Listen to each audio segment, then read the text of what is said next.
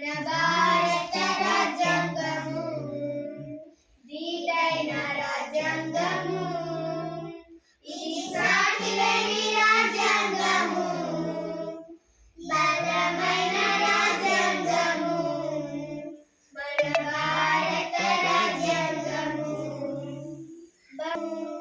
ఇది బలమైన రాజ్యాంగము, భారత రాజ్యాంగము